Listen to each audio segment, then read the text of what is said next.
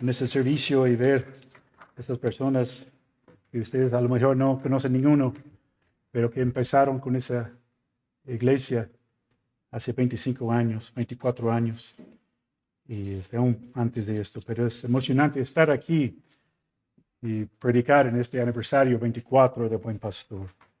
Pensé en hacer un sermón especial, pero decidí que podemos seguir con las predicaciones en Apocalipsis, a ver lo que Dios quiere decirnos hoy. Estamos viendo 7 iglesias y siempre tiene algo para cada iglesia que aplica a todos nosotros también. Entonces, recordamos que las iglesias mencionadas eran iglesias reales, no eran inventadas. Hay un patrón general en cuanto a lo que Jesús dice a esas 7 iglesias. Hay un elogio, un regaño, excepto en 2, que vimos la semana pasada, que no tuvo, una acción para corregir los problemas. ¿Recuerdan cuál fue la primera iglesia? De Éfeso. El elogio de Jesús para esta iglesia fue que trabajaron duro, resistieron bajo mucha tribulación y no soportaban los falsos maestros. Pero tuvo un regaño, que fue: tengo contra ti que has dejado tu primer amor. Ya no amaba a Jesús como antes. Y la acción para corregir este problema era recordar en qué momento empezaron a desviarse de Jesús, arrepentirse de lo que estaban haciendo y regresar a su primer amor. La semana pasada, Gerardo predicó sobre la iglesia en Esmirna. El elogio para ellos fue que se mantuvieron fieles en medio de muchas tribulaciones y eran pobres económicamente, pero ricos espiritualmente. ¿Y cuál fue el regaño? No hubo un regaño. La acción fue: no temas, sé fiel hasta la muerte, en medio de todas las tribulaciones. Entonces, ahora llegamos a la tercera iglesia, que es Pérgamo. La ciudad de Pérgamo, donde se encontraba esa iglesia, era conocida por varias cosas. Una de ellas era una biblioteca. Fue considerada la segunda más grande en aquel entonces. Y contenía más de 200,000 libros. La más grande era de Alejandría, en Egipto. Esa biblioteca en Pérgamo propició que la ciudad fuera conocida por otra cosa. ¿Saben cuál? Tienen que escribir, ¿no? En algo. Entonces, en esta época había 2 materiales principales para escribir: el papiro y el pergamino. El papiro se obtenía de la planta con el mismo nombre. Era básicamente barato y fácil de conseguir, pero al mismo tiempo era muy frágil y perecedero. El pergamino se obtenía de piel de animales, que se estiraba y se secaba bajo tensión. Era mucho más durable, así que poco a poco se fue sustituyendo el papiro por el pergamino. Aunque existía pergamino mucho antes de la ciudad de Pérgamo fuera fundada, los habitantes de Pérgamo perfeccionaron el proceso y fueron considerados los mejores fabricantes de este material. Entonces, en ese tipo, si quieres un pergamino de buena calidad, ibas a Pérgamo. Como hoy, si quieres encontrar buena piel en zapatos, bolsas o chamarras, ¿dónde van? León, ¿no? Guanajuato. Entonces, ya se ubicaron en Pérgamo, sus calles, talleres donde se fabrica el pergamino, con su biblioteca lleno de 200,000 libros. Ahora, vamos a buscar en las Biblias Apocalipsis capítulo 2. Empezamos a ver versículos 12 al 17. Apocalipsis 2, 12 al 17. Y dice así: y escribe al ángel de la iglesia en Pérgamo, el que tiene la espada aguda de 2 filos, dice esto: yo conozco tus obras y dónde moras, donde está el trono de Satanás, pero retienes mi nombre, no has negado mi fe, ni aun en los días en que Antipas, mi testigo fiel, fue muerto entre vosotros donde mora Satanás. Pero tengo unas pocas cosas contra ti, que tienes ahí a los que retienen la doctrina de Balaam, que enseñaba a Balac a poner tropiezo ante los hijos de Israel, a comer de cosas sacrificadas a los ídolos y a cometer fornicación. También tiene a los que retienen la doctrina de los nicolaitas, la que yo aborrezco. Por tanto, arrepiéntete, pues si no, vendré a ti pronto y pelearé contra ellos con la espada de mi boca. El que tiene oído, oiga lo que el Espíritu dice a las iglesias. A que venciere, daré a comer de maná escondido y le daré una piedrecita blanca y en la piedrecita escrito un nombre nuevo, el cual ninguno conoce sino aquel que lo recibe. Entonces vamos a poner ese tiempo en las manos de Dios. Señor, gracias, Señor, por este día. Gracias, Señor, por esas personas, Señor, que mandaron esos videos, recordando, Señor, esos 24 años de existencia de esa iglesia. Gracias por todos que trabajaron, Señor, por Gerardo y Moni, que han estado trabajando duro, Señor, en esos últimos 3 años y medio. Y gracias, Señor, por permitirnos, ajena el camino, estar aquí también, Señor. Gracias por todo lo que estás haciendo y lo que sigues haciendo aquí en tu iglesia. Damos gracias en el nombre del Señor Jesús. Amén. Entonces empezamos con el versículo 12, Apocalipsis 2:12. Es decir, escribe al ángel de la iglesia en Pérgamo. Jesús dicta esta carta a Juan y Juan escribe y la dirige al ángel. Y vimos que eso fue mensajero, literalmente, pero refiere a pastor o líder de la iglesia en Pérgamo. Ahora vemos cómo se presenta Jesús. En Esmirna, en Éfeso, Jesús se presenta como el que tiene las 7 estrellas en su diestra, al que anda en medio de los 7 candeleros de oro. ¿Qué significa? Que Jesús andaba entre las 7 iglesias y tiene control absoluto y cuidado de cada una, como vimos en el video con Cheryl. En Esmirna, Jesús se presenta como el primero y postrero, que se refiere a su divinidad que siempre existía, y el que estuvo muerto y vivió se refiere a su humanidad y su victoria sobre la muerte y la garantía que ellos en Esmirna, aunque serán echados en la cárcel por su fe, debían permanecer fieles y recibir la corona de la vida. Entonces, no es la entrada del cielo, es un premio para seguir fiel en la persecución. Y aquí en Pérgamo se presenta así, algo diferente. El que tiene la espada aguda de 2 filos. La espada representa su autoridad y juicio. Entonces aquí Jesús se presenta como el juez, listo para juzgar la iglesia.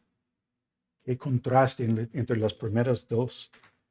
Y vamos a ver más adelante por qué se presenta así. Después de presentarse, Jesús da su elogio. Versículo 13. Yo conozco tus obras y dónde moras, donde está el trono de Satanás. Dice, yo sé dónde viven, en el mismo lugar donde está el trono de Satanás. Esta ciudad estaba controlada por Satanás. Tenía mucho poder ahí, pero no puede tener autoridad sobre Dios y su Hijo Jesucristo. Pero, ¿qué significa que Satanás moraba en Pérgamo? En su trono estaba ahí. Pues primero, tenemos que ver que había un templo un altar primero a Zeus, que era el mero de todos los dioses. Entonces tenía un altar a Zeus ahí. Entonces, empezamos por ahí. Pero, sigue. También tiene el templo del dios Dionisio, el dios del vino. Entonces ya 2 templos de dioses hay. ¿Por qué no traes otro templo? El templo de la diosa Atenea, la diosa de la sabiduría. Entonces ya tenemos tres ahí, ¿no? Dioses paganos. Las personas están adorando esas personas. Era un centro importante de idolatría. Pero espera, empeora. Había un cuarto dios de la gente que adoraba. El tiempo de Esculapio para los romanos o Asclepio para los griegos. El dios de la medicina. ¿Saben cuál era su insignia? Una serpiente entrelazada en un bastón. ¿Suena familiar? Símbolo de medicina hoy día. Y por si fuera poco, aparte de la tarde de Jesús, tres templos de dioses, también Pérgamo fue la primera ciudad en construir un templo para adorar al emperador romano César. Entonces, hay 5 lugares de las personas que estaban adorando a dioses paganos. El emperador César. Entonces, imagínate todas las personas que vivían en esta ciudad y todos las adoraban a los dioses. Es fácil ver por qué dice Jesús que Satanás moraba allí. Todo lo tenían a la mano. Adorar a Zeus, mero. Podían pedir sanidad, buscar sabiduría, emborracharse, hacer orgías, etc. Era un lugar lleno de ocultismo y podemos decir que Satanás tenía mucha influencia ahí y en otros lugares. Literalmente tenía su centro de operaciones ahí en Pérgamo. Eso nos muestra que Él no está en el infierno. Él está aquí en la tierra, engañando a la gente, haciendo todo para que no hagamos las cosas que Dios quiere que hagamos. Pero sabemos en Mateo 16, 18, sobre esta roca edificaré mi iglesia y las puertas del Hades no prevalecerán contra ella. Entonces, ¿qué hizo la iglesia de Pérgamo? Pues seguimos leyendo su elogio, versículo 13. Pero retienes mi nombre y no has negado mi fe, ni aun en los días en que Antipas, mi testigo fiel, fue muerto entre vosotros, donde mora Satanás. Otra vez dice el trono de Satanás y donde mora Satanás en el mismo versículo. En medio de un ambiente tan pagano, Jesús les elogia por mantenerse firmes, fieles a su nombre. No negaron su fe en Jesús. Aún después de que Antipas, uno de la congregación, murió porque no negó su fe en Cristo ante tanta maldad, donde moraba Satanás. No sabemos nada de Antipas, excepto que dice que fue un testigo fiel, un mártir de Jesús, porque murió por su fe en él. Entonces Jesús los elogió en el principio, como la patrón. ¿Cómo vivirías tu vivir cristiano si estuvieras en un lugar así? ¿Cómo podría la iglesia mantenerse firmes estos 20, 30 años que Dios nos permita? Pues estamos muy lejos de Pérgamo, que ahora nada más es ciudad de ruinas, pero vivimos muy cerca de todo ese tipo de cosas. Los nombres de los dioses ya no son Dionisio, Zeus, etc. Pero el tipo de maldad es el mismo y los efectos también. Tenemos aquí mismo en Pachuca dedicados a la muerte, que es directamente adoración a Satanás. Tenemos personas que por todos los medios difunden sus enseñanzas ocultistas. El jueves vi anunciado en la tele un hombre que ofrece ayuda por medio de brujería. Hace limpias, santería, magia negra, magia blanca, etc. No voy a hacerle propaganda aquí. La pregunta es, ¿cómo estamos enfrentando esto, hermanos? ¿Estamos rindiendo adoración a todas esas cosas que se oponen a Dios? Tal vez me dirás, ¿cómo crees, Mark? No, yo jamás acudiría a este tipo de cosas. ¿Ok? Pero, ¿cómo enfrentas la oposición a Dios escondida en los medios que acostumbras ver? En redes sociales, películas, series, las cosas que te enseñan en la escuela, lo que oyes en el trabajo, etcétera. Si has notado de la ideología que rige es cada vez más abiertamente opuesta a las enseñanzas de la Biblia. ¿Retienes el nombre del Señor? ¿Lo niegas ante la presión social? Iglesia, ¿estamos firmes en la fe? ¿Cederemos ante la presión para ser como todos los demás? ¿Cómo nos encontraría Cristo si hoy viniera por nosotros? ¿Y ellos? Pues los de Pérgamo se habían mantenido fieles, pero el elogio fue corto. Desafortunadamente, esa no fue la única cosa que Jesús quería decirles. También Jesús sabía que la iglesia era vulnerable a algunas cosas que infiltraban a algunos de ellos. Ahora viene su regaño. Vamos a ver si Jesús también tendría que regañar a nuestra iglesia por lo mismo. Seguimos con el versículo 14. Apocalipsis 2, 14. Pero tengo unas pocas cosas contra ti. Como dice en la iglesia de Éfeso también. Que tienes ahí a los que retienen la doctrina de Balaam, que enseñaba a Balac a poner tropiezo ante los hijos de Israel, a comer de cosas sacrificadas a los ídolos y a cometer fornicación. ¿Cuántos saben de la historia de Balaam? ¿Algunos? Ok. Se encuentra en Números capítulos 22 al 24, si quieren leerlo en la tarde, es muy interesante. El pueblo de Israel estaba conquistando ciudades y pueblos en el camino a la tierra prometida. Antes de entrar en ella, acamparon cerca de los campos de Moab. El rey de Moab, Balac, tenía miedo de los israelitas. Así que llamó un hechicero, Balaam, para maldecir al pueblo de Israel y no perder la batalla con ellos. Entonces, en su camino a ver a Balac, un burro habló con Balaam. ¿Se acuerdan? Cada vez que Balaam estaba a punto de maldecir a Israel, Dios puso bendiciones en su boca. 3 veces Balaam bendijo a Israel en lugar de maldecirlos. Pero el asunto no termina aquí. Ahí.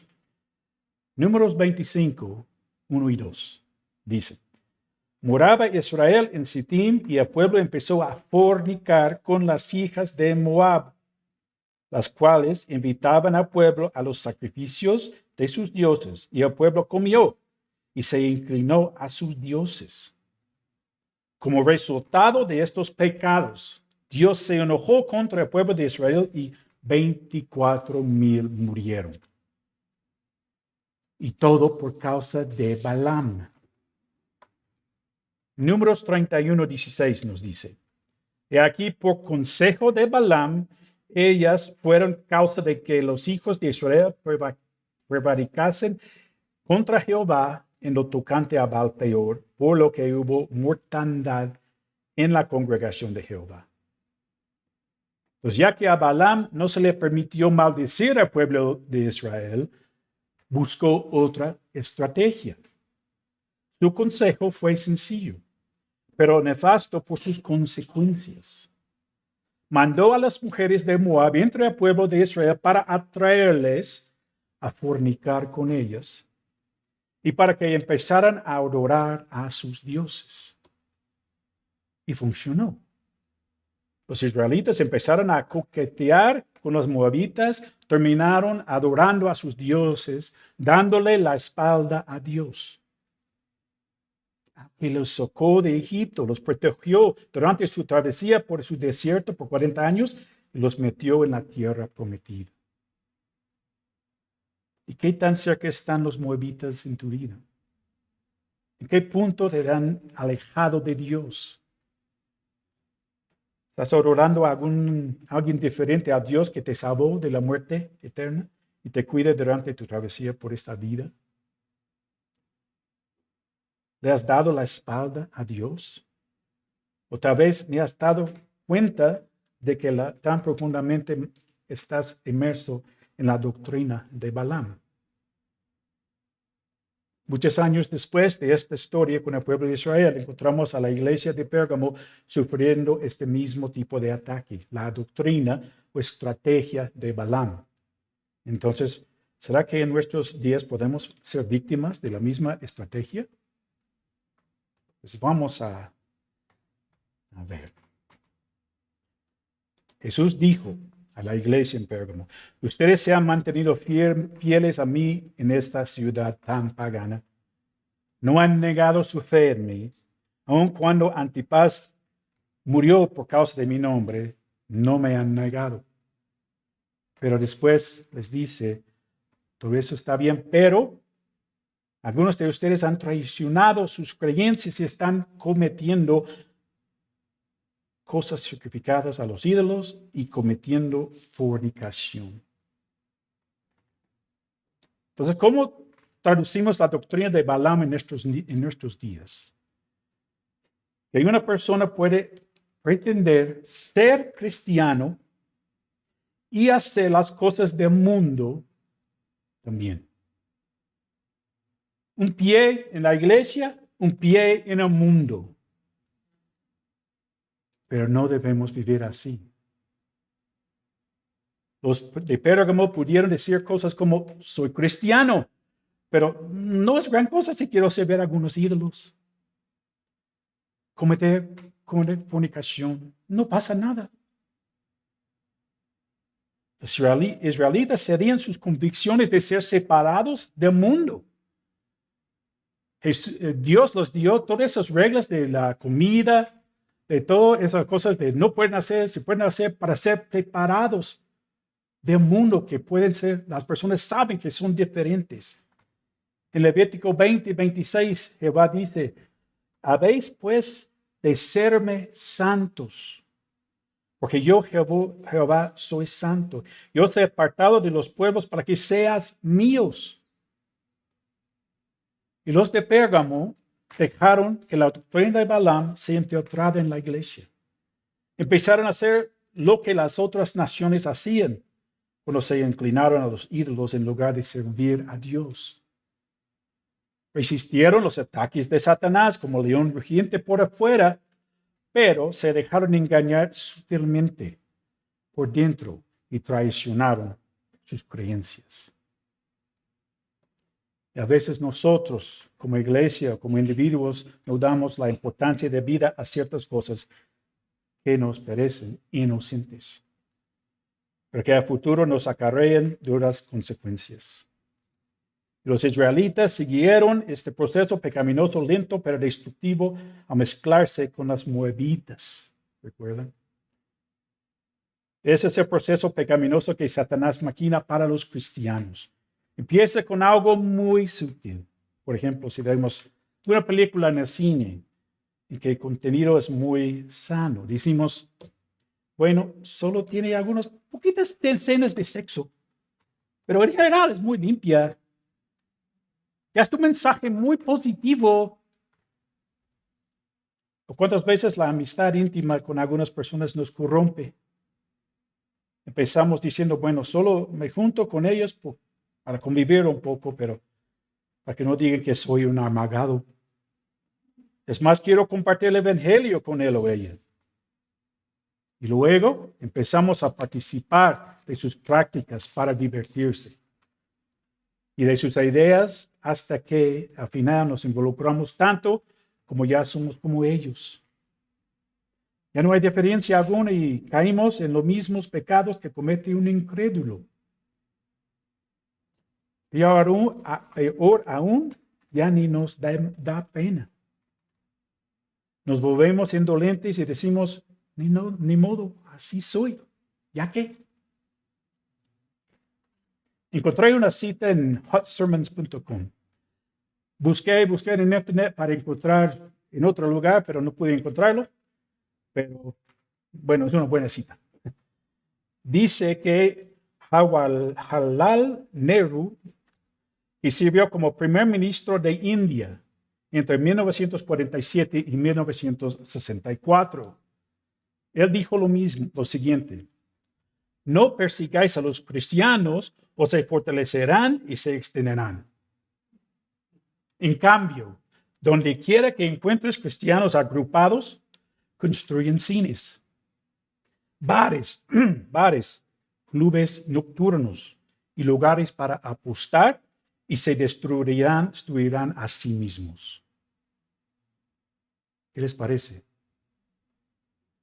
Yo que creía que no los persiguen, no los ataquen, simplemente distráiganlos un poco, que no oren, que no se preocupen.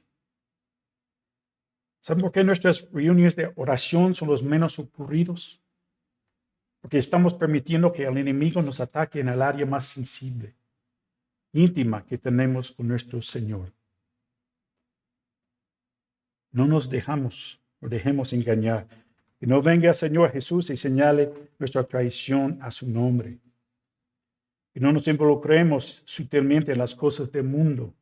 Que no pretendamos disfrutar de lo mejor de ambos mundos, de la vida cristiana, la vida mundana.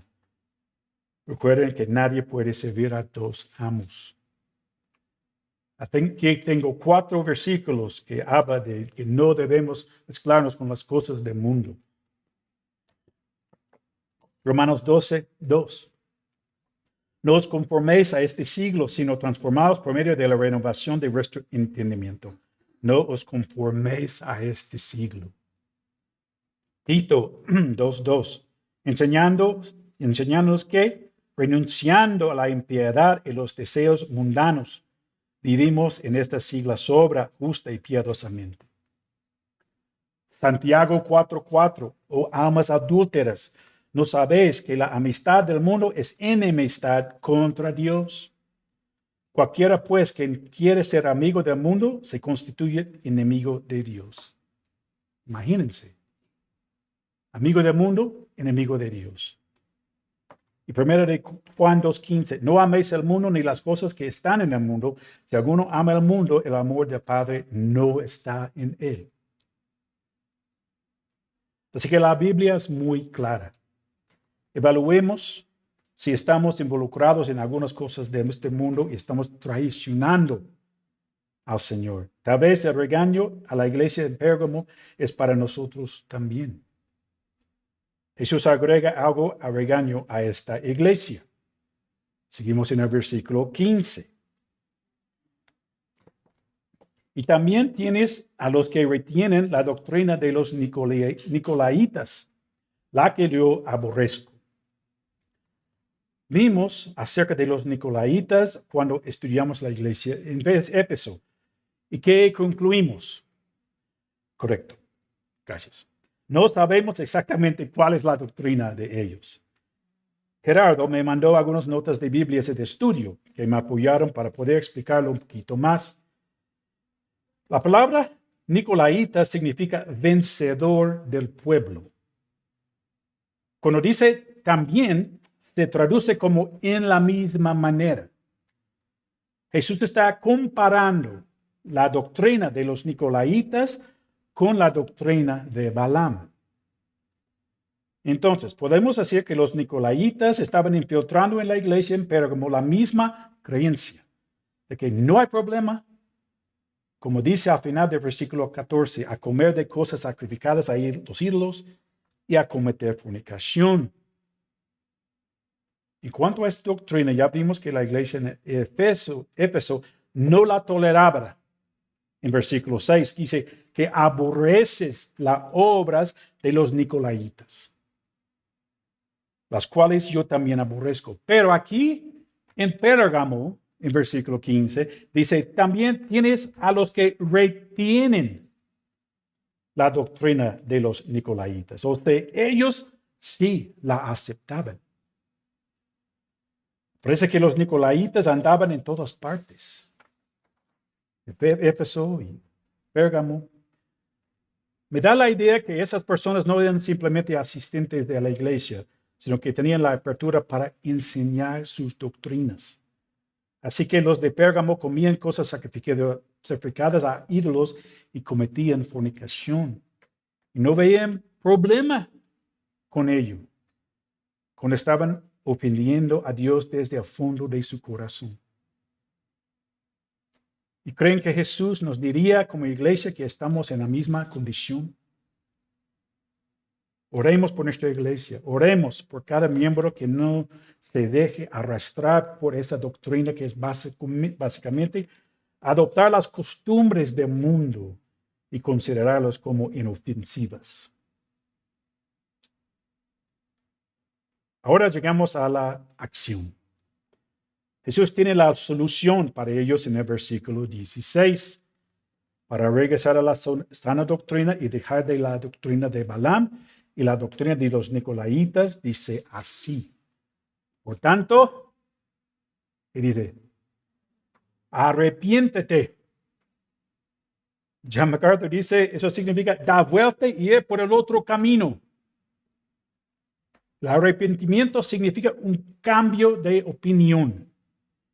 Necesitamos cambiar nuestra opinión y decidir no tener un pie en el mundo y otro en la iglesia.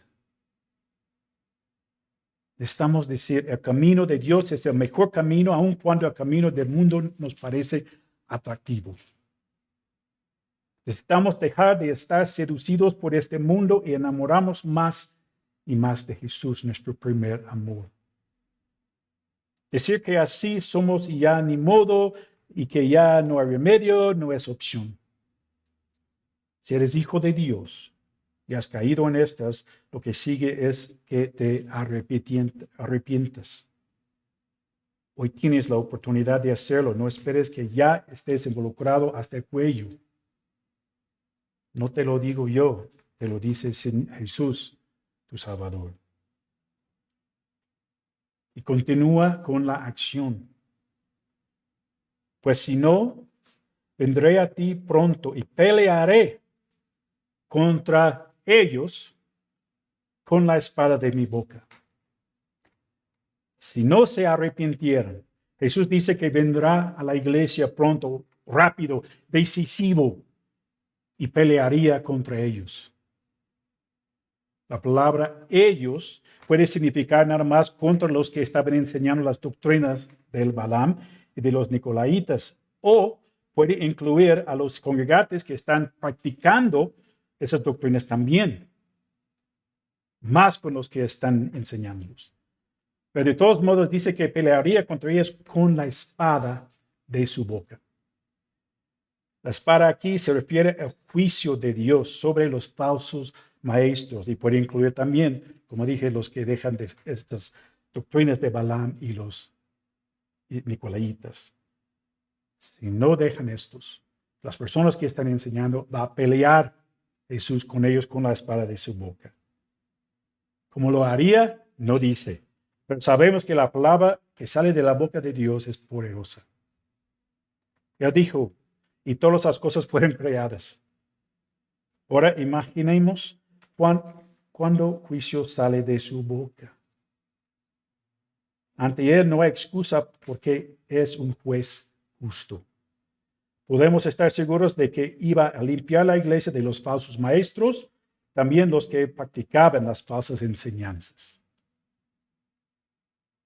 Y es interesante que como con Balaam, también el ángel de Jehová, o sea, Cristo, tenía una espada cuando estaba en camino a ver el rey Balac con su burro.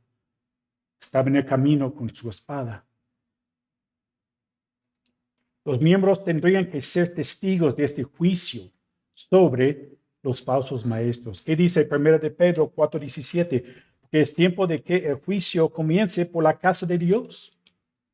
Tenemos que vernos nosotros, reflexionar en lo que estamos haciendo aquí primero y cambiar, arrepentirnos. Pensamos un poquito si hemos traicionado nuestras creencias, si por complacer a otros o por complacernos a nosotros mismos. Hemos permitido que el enemigo entre sutilmente a nuestro caso, a nuestra iglesia. Es difícil.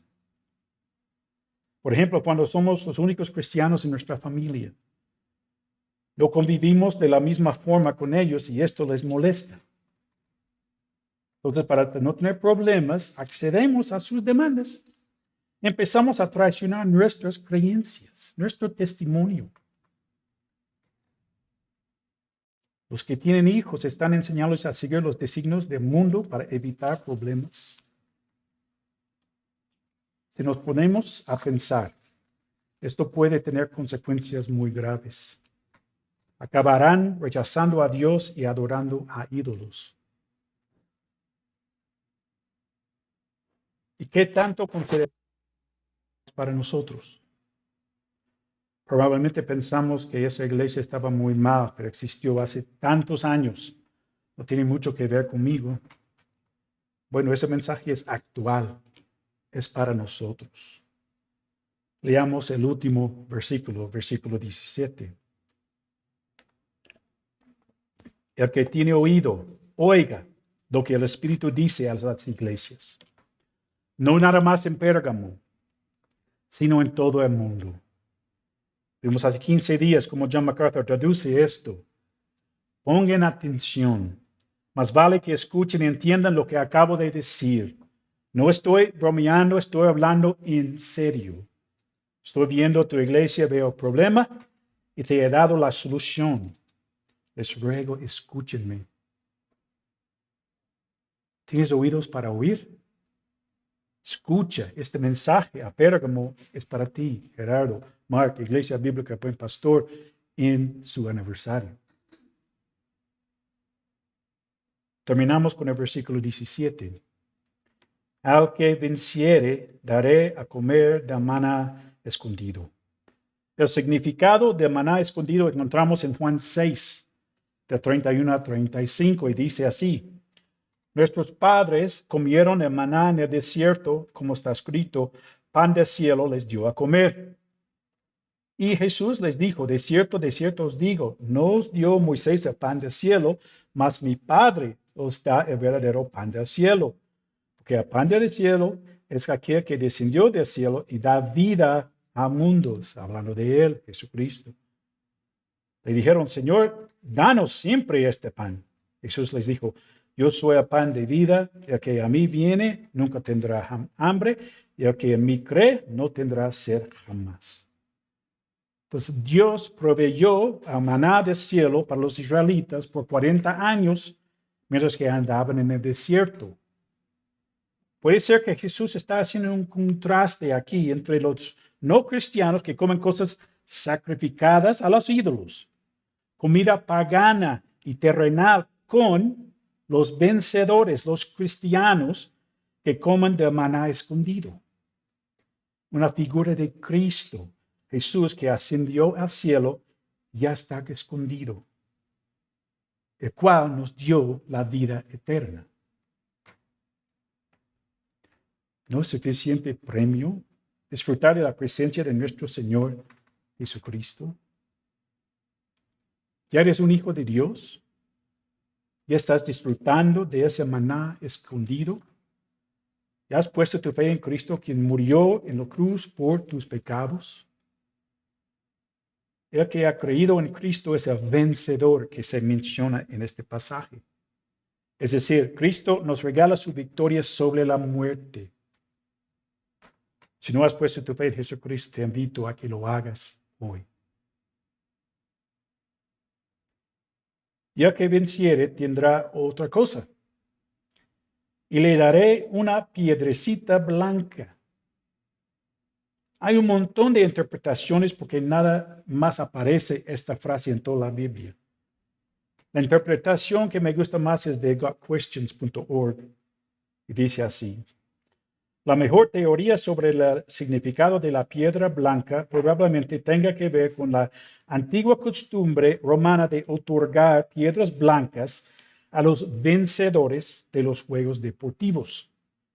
El ganador de un concurso recibió una piedra blanca con su nombre inscrito. Esto sirvió como un boleto para un banquete especial de premios, como VIP. Según este punto de vista, Jesús promete a los vencedores la entrada a la celebración de la victoria eterna en el cielo.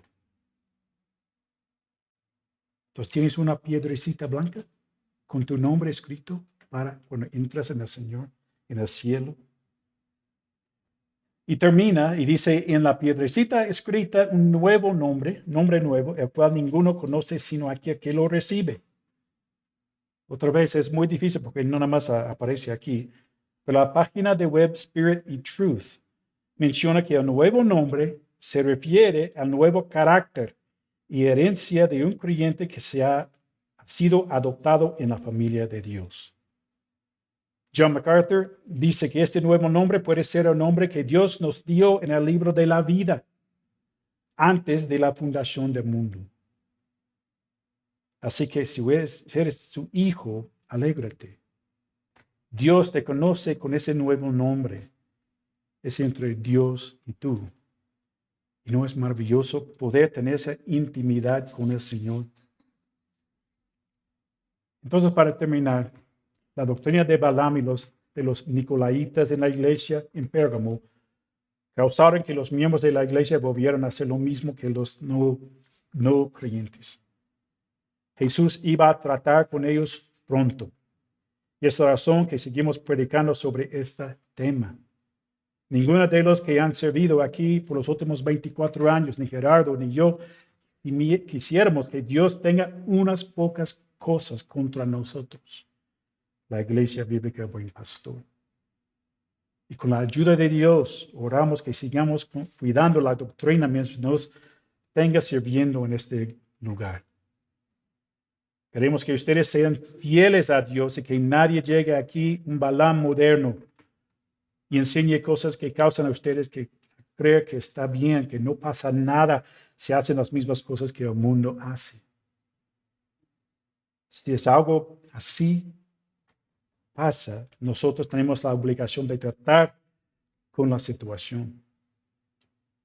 Si no lo hacemos, Dios trataría con ellos dentro de la iglesia, muy probable con una persona que cayera en este engaño. Si tú has traicionado tus creencias en alguna forma, si no te has dado cuenta de que estás permitiendo que el enemigo se infiltre poco a poco en tu forma de vivir, hoy es el día en que puedes arrepentirte y ponerte a cuentas con Dios. Vamos a orar. Señor, doy gracias, Señor, que puedo predicar, Señor, en este aniversario 24 de la Iglesia Bíblica Buen Pastor. Gracias, Señor, por tu fidelidad en esta iglesia. Y, Señor, pido, Señor, que tú ayudes a Gerardo, Señor, a mí, aquí en el púlpito, Señor, a retener, Señor, la sana doctrina, Señor. Mantenernos fieles y la congregación, Señor. Que no caímos, Señor, en esta doctrina de Balaam, doctrina de los Nicolaitas, Señor. De que sentimos bien haciendo las cosas que el mundo hace. Que debemos ser separados, Señor, aparte del mundo. Vivimos en el mundo. Personas necesitan a Cristo. Pero, Señor, que no caigamos en esas trampas, Señor, y pensar que cosas están bien y hacer las cosas que en el mundo y las cosas en la iglesia. Señor, pido si hay una persona que está escuchando, Señor, o aquí presencial, que nunca han puesto su fe en ti, Señor, como su Salvador personal, que puedan hacerlo antes de salir de este lugar. Reconociendo, Señor, que son pecadores primero, y todos han pecado y no van a ir al cielo. Por todo lo que pueden hacer, Señor, buenas cosas, no los llega al cielo, Señor. No por obras para que nadie se gloríe. Nada más, Señor, por lo que tú hiciste en cruz hace 2000 años, cuando moriste por mis pecados y sus pecados. Y es la única manera que pueden llegar, Señor, pidiendo perdón por sus pecados. Si hay una persona aquí o Facebook, YouTube, que ha tomado esa decisión, habla con nosotros después del servicio. O escríbenos una nota ahí en YouTube o Facebook. Otra vez, Señor, gracias por esos 24 años. Gracias, Señor, por Gerardo y Moni, Señor, trabajando en el ministerio esos 3 años y medio junto con nosotros y gracias, Señor, que podemos servirte juntos. Damos gracias en el nombre del Señor Jesús. Amén. Dios los bendiga.